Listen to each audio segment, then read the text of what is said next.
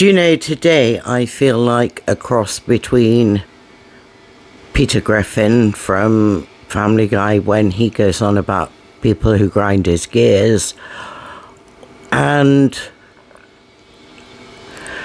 I have to remind myself also that most people, most of the time, have good intentions.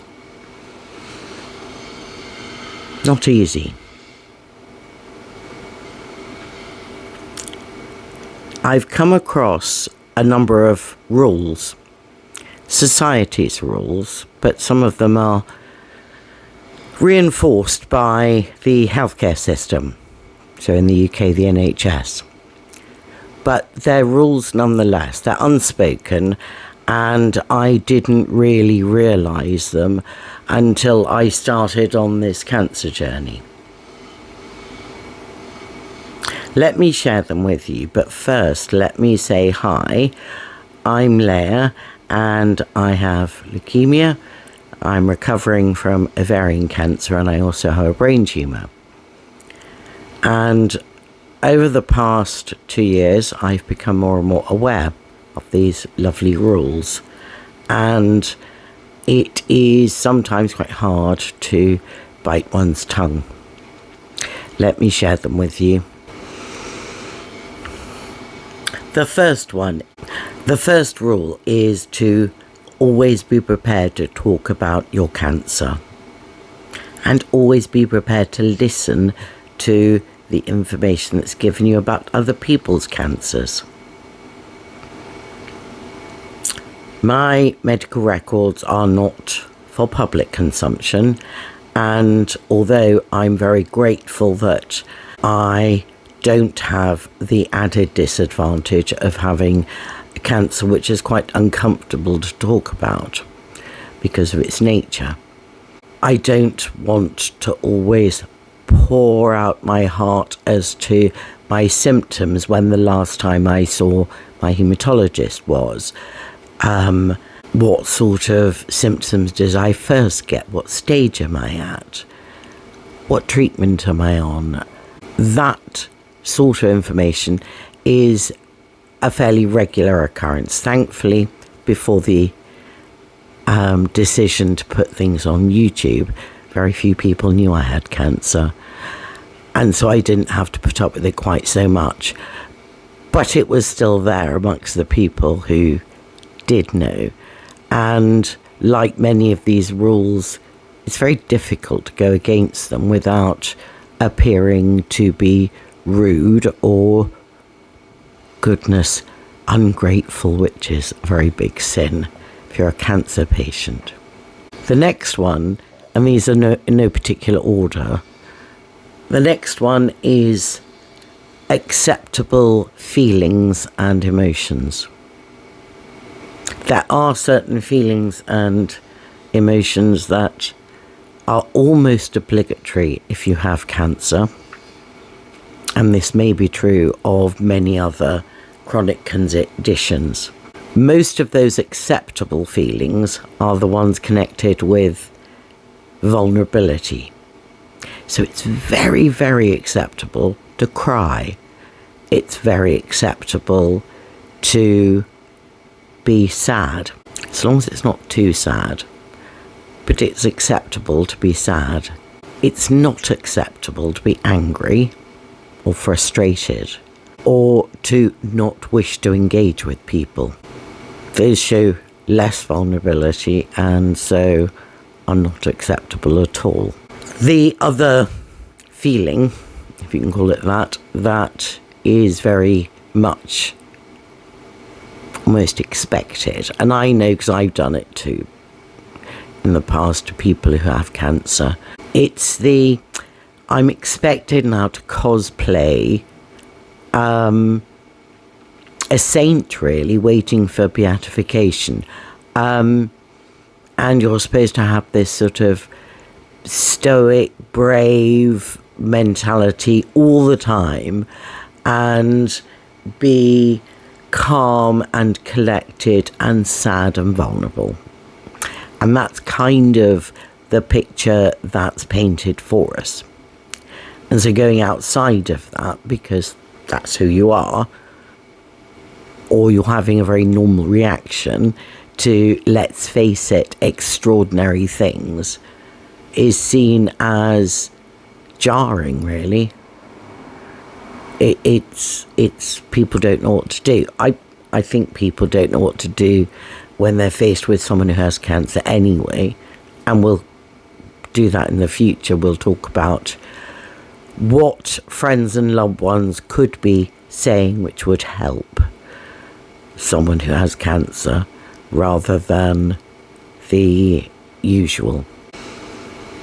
The next one is never be seen or heard questioning a health provider. Doesn't matter what they're saying. It doesn't matter if you're disagreeing with them or not, because often you're not. You're just looking for clarity. But if you're seen to be disagreeing in people's eyes or being at all negative, that's seen as a terrible thing. I've noticed, because I do like questioning things, that I will question what's going on. Now, my healthcare providers, the doctors that I have around me, my treatment team, they have no problem with that. I don't hopefully come across as being terribly difficult, and I don't question everything, but there are times when I don't understand something, or I might want to ask if there are alternatives to what they're offering me.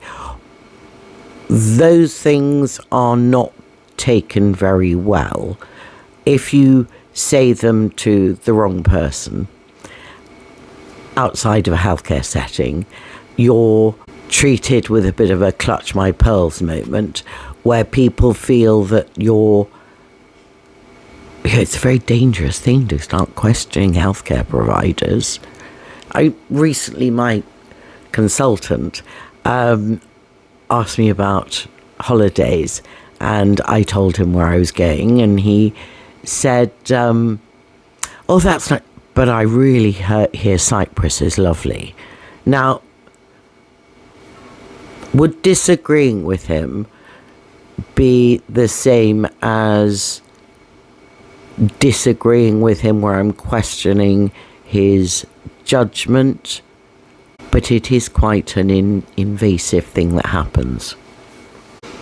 And one thing we have to remember is no healthcare provider, however good they are at their job, are going to be right 100% of the times for you. They're just not. So we have to accept that, and sometimes it is worth questioning things.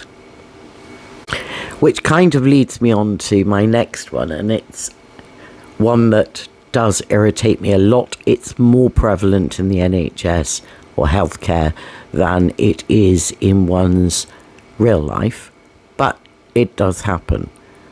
And that's be grateful. If you're a cancer patient, you just have to be grateful for everything.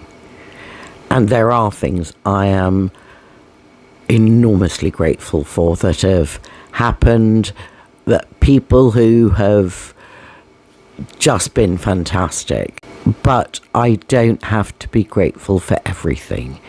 In the UK in particular, it is a cardinal sin not to always talk about nurses in a positive light. It is seen as ungrateful, again, going back to questioning. And if you're offered an appointment months and months away for something that is causing you an urgent problem that needs to be cleared up, why should you be grateful when you're given that appointment and you're not given one sooner? I'm not sure. I'm not advocating being unpleasant to people or rude for no reason, but there is a limit. And I think gratitude should be expressed for people who are genuinely helping you, whether they're health professionals or whether they're your friend who's offered to drive you to an appointment. They're things to be grateful for, but no, I'm not grateful for just things that are shoddy and not very well done or thought through or in my best interests. The final one is something that I've heard about, and I witnessed it actually with my sister when she recovered from breast cancer. And I really, really hope one day I will be in the ranks of these people. I really do. And that's the ranks of people who have been told, not verbally, but through actions and availability of services, all sorts of things. Well, you're in remission, or you're all better now. Everything goes back to normal. But it never will. And a lot of cancer patients I'm aware of feel as though they've just suddenly been dropped by everybody, by work colleagues, by even their partners, certainly by healthcare, that what's wrong with you? Going back to being grateful. You're cured. It's time to shut up and move on. And you can't just pick the pieces up in exactly the same way, because life will never be like that. You may now have, the only chance you have of having children is frozen eggs. It may be that you've had to give up a much loved career because you physically can't do it anymore. There may be lots of things that have changed. You've changed somewhat as well. And so you can't just put everything magically back into place. And the expectation and the pressure of that is something I'm not looking forward to. But there are very little supports available for people in that situation. Very little. The most common one is that your GP or a psychiatrist will prescribe you medication for life. That's it. It's not an answer to very much. And it's not going to help you in the long run.